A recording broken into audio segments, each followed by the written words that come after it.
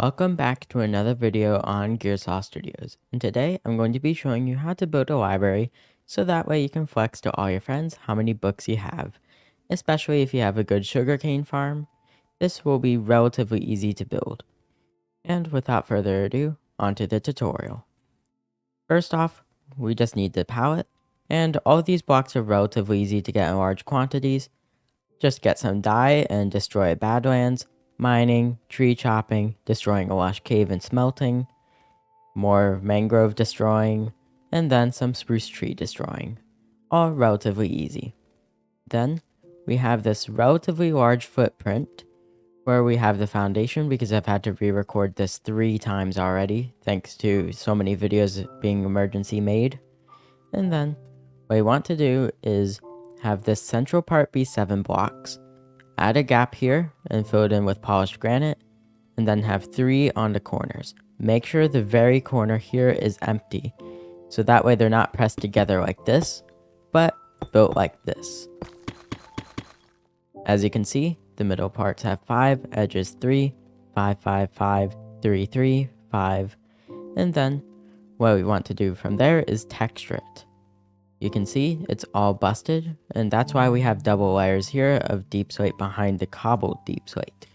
That way you can see that it's been some time since this was made. Make sure it extends behind the granite we're placing here. And that's about it for this foundation besides the landscaping later on. It's a lot to take in, but once you realize what I'm doing, it becomes relatively simple. Texture this, fill it in with granite.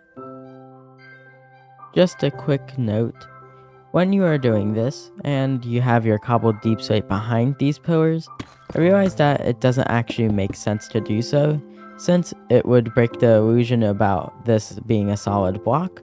Although you could completely fill it in, that's a huge waste of resources. I just recommend making them 1 block deeper in order to make it look like all these rocks were piled in, and then we have the supports actually going into them in order to keep them up. It just makes more sense, even if it looks slightly worse depending on how you think about it. With all these areas nicely textured, we can see that we have a nice foundation going along. But I want to make this a nice benchmark build to make a good build. You know, something that I can say, hey, I did this. Which means we're going to add some bushes here. Spruce bushes like this will be good. Don't do any unique variants on them. Make them all the same, adjusted with size, of course. And once you do that, you want to make some granite go around all of them like this. And then a nice ring of either cobbled deep slate or deep slate tiles. I'd recommend deep slate tiles.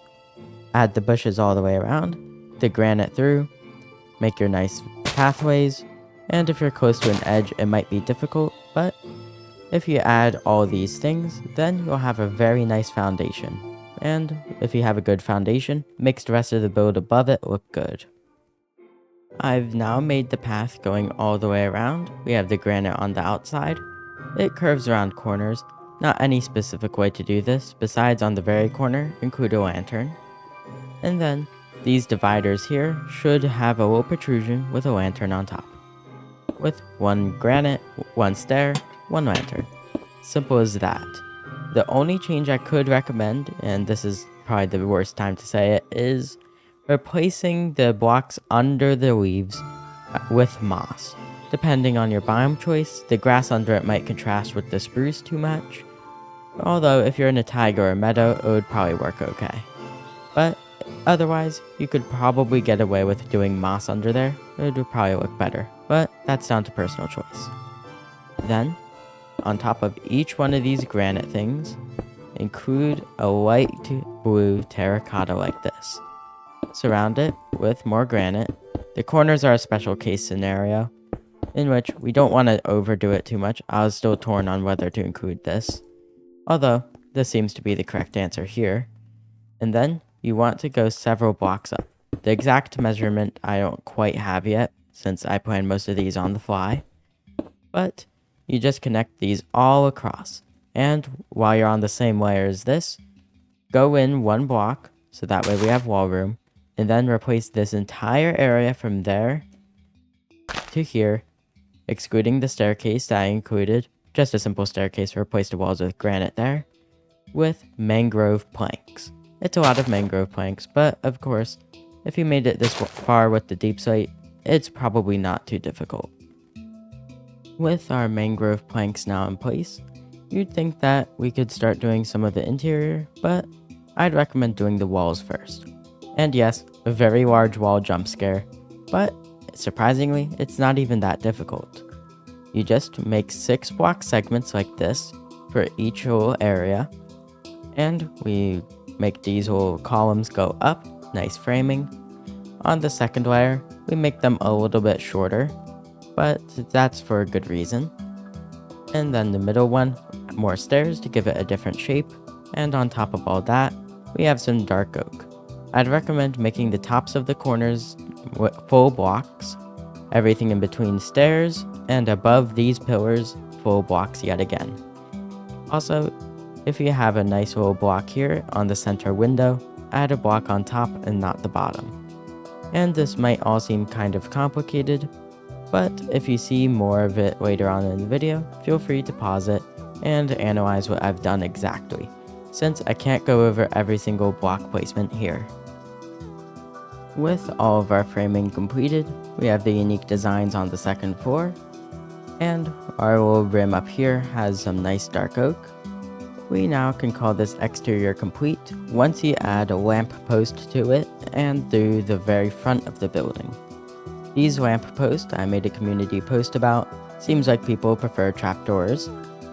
What we do is instead of having lanterns and then a stair here, slab, full block, 2 mangrove fences, another full block, a lamp, and we have trapdoors surrounding it with an inverted daylight sensor. If I remove my night vision because the interior is dark, you can see it's all nicely lit up.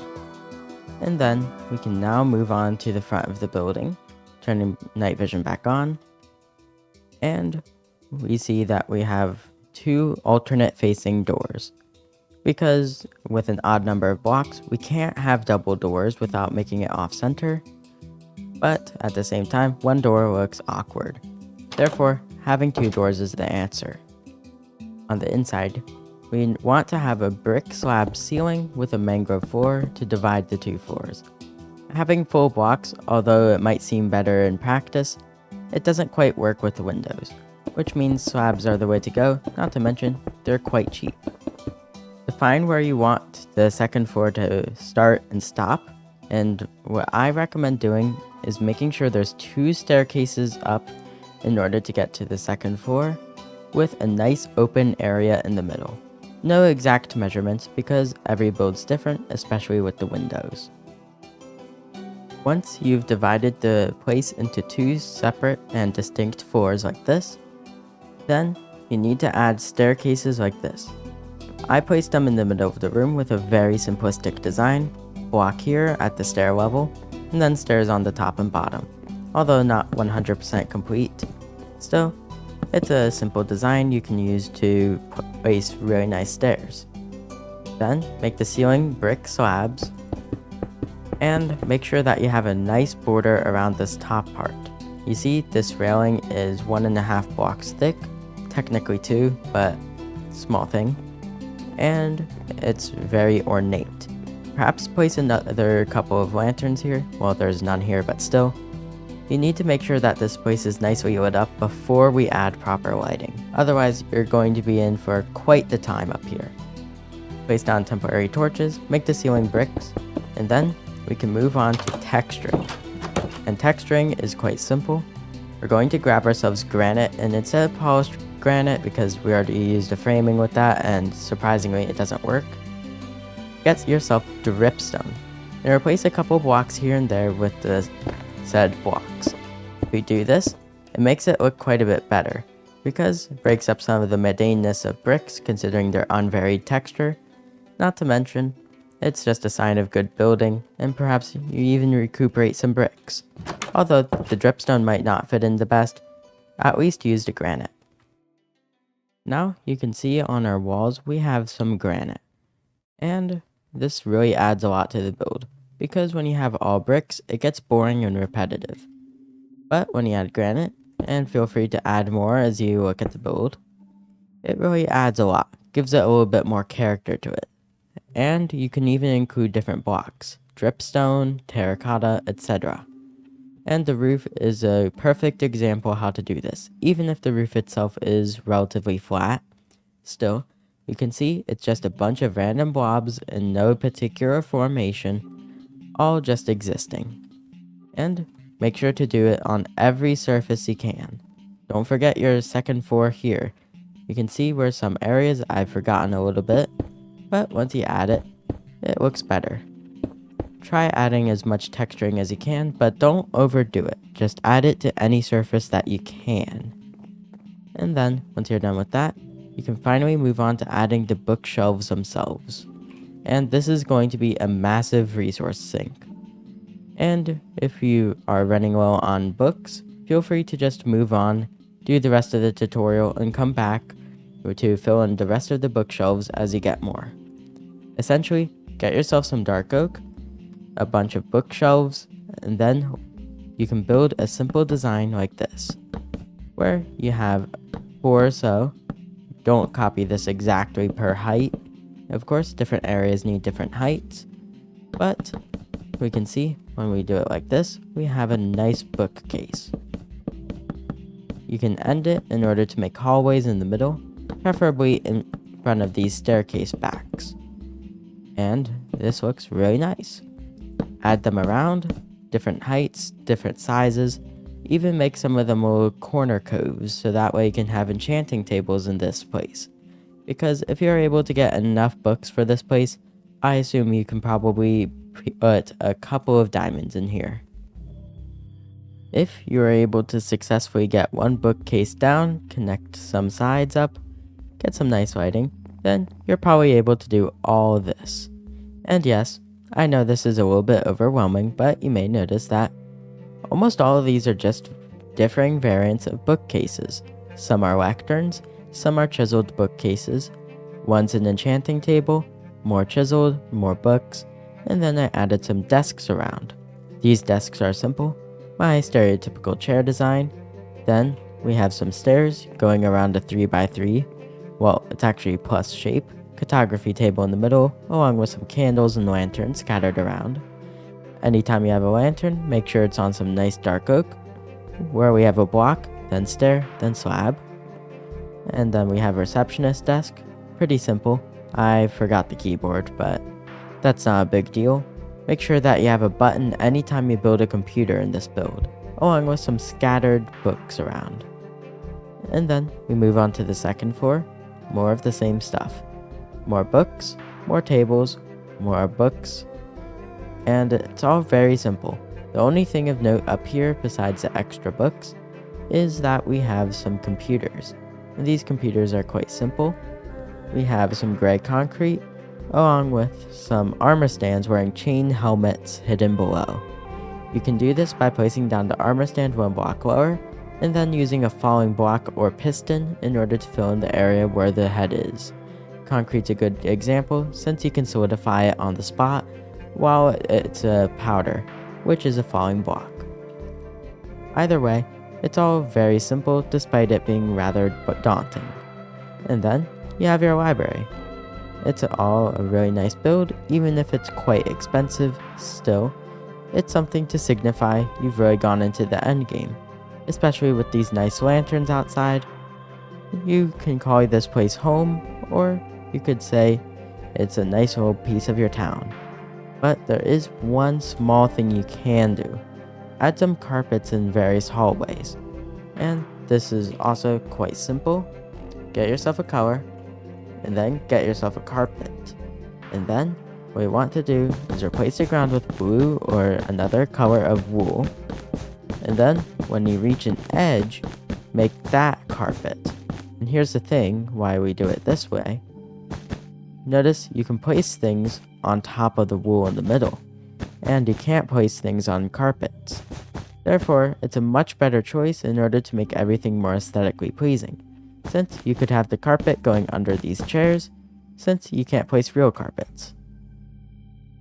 Once you have your carpets in, you'll notice an immediate and nice change to the build.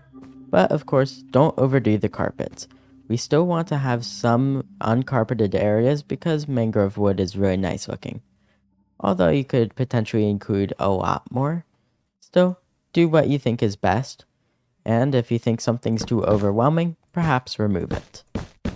And once you're done with that, you have a complete library. Whether you want to read a book, write a book like me, note, it's not the best choice. It's very tough to write a book, I found out.